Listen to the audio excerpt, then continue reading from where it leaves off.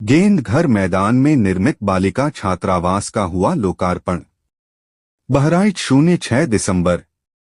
अनुसूचित जाति एवं अनुसूचित जनजाति की निर्धन, मेधावी एवं जनपद के दूरदराज क्षेत्रों से आने वाली छात्राओं की बेहतर शिक्षा और सुरक्षा के लिए जनपद स्तर पर समाज कल्याण विभाग द्वारा गेंद घर मैदान में 48 बालिकाओं हेतु विभिन्न सुविधाओं से सुसज्जित निःशुल्क नवीन बालिका छात्रावास का सदर विधायक श्रीमती अनुपमा जायसवाल की गरिमामयी उपस्थिति में आयोजित समारोह में सांसद बहराइच डॉक्टर आनंद गोंड द्वारा वर्चुअल माध्यम से लोकार्पण किया गया, जबकि सदर विधायक श्रीमती जायसवाल ने फीता काटकर छात्रावास भवन उद्घाटन कर परिसर में स्थित भारतीय संविधान के शिल्पकार एवं महान समाज सुधारक भारत रत्न बाबा साहेब डॉक्टर भीमराव आम्बेडकर जी की मूर्ति पर माल्यार्पण श्रद्धासुमन अर्पित किए।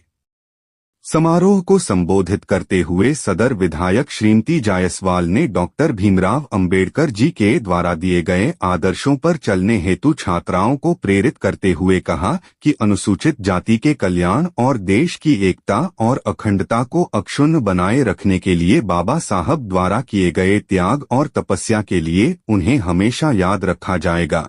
इस अवसर पर जिला समाज कल्याण अधिकारी रमाशंकर ने देश को दिए गए संविधान की शक्तियों एवं संविधान की मूल भावनाओं से आवासित छात्राओं को परिचित कराया गया। Press network news. वो भी साधुवाद के पात्र हैं। हम सब जानते हैं कि 20वीं शताब्दी के उत्कृष्ट विचारक, ओजस्वी लेखक, प्रखर वक्ता और आज जो हमारे आज़ाद भारत था उसके पहले कानून मंत्री डॉक्टर भीमराव अंबेडकर जी की आज जयंती है। हम उनका एक कहा जाए तो उन्हें हम जिस नाम से पुकारते हैं वो होता है कि संविधान के जनक कहे जाते हैं, संविधान के शिल्पी कहे जाते हैं। और प्रभु ने उनको ये उनके हाथों में उनको ये शक्ति दी कि वो जिसके लिए लड़ते रहे निरंतर, वो एक जात विहीन समाज की स्थापना करना चाहते थे, भेदभाव खत्म करना चाहते थे। अनुसूचित जाति के लोगों को उनका एक ही संदेश था, शिक्षित बनो, संघर्ष करो, और उसके लिए वो लगातार प्रयासरत रहे और उनको इतनी बड़ी ऊंचाई दी कि उन्होंने संविधान की रचना की। आज उनका संविधान है, बनाया हुआ है, जिससे हम जनता को अपने अधिकारों को सुनिश्चित करने में उससे सहायता मिलती है। उन्हीं के बनाए संविधान पर आज देश निरंतर प्रगति के पथ पर बढ़ रहा है। उनके बारे में महात्मा गांधी जी ने कहा था कि जैसे जैसे समय बीतता जाएगा बाबा साहेब अम्बेडकर की कीर्ति पूरे विश्व के आकाश में फैलती जाएगी।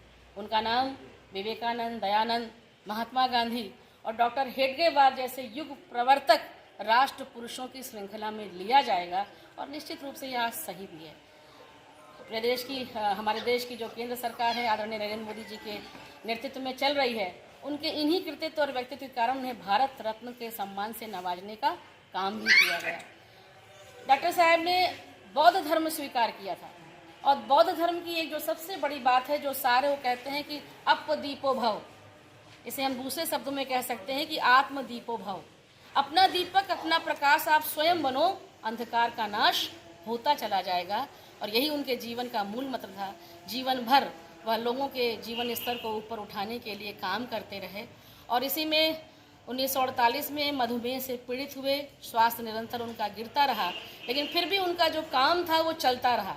उन्होंने कभी एक दिन भी विश्राम नहीं लिया और 6 दिसंबर 1956 को 3 दिन पहले 3 दिसंबर को जो अपनी कृति लिख रहे थे बौद्ध और उनकी शिक्षा, उस पांडुलिपि को पूरा करने के बाद 6 दिसंबर को उन्होंने अंतिम सांस ली।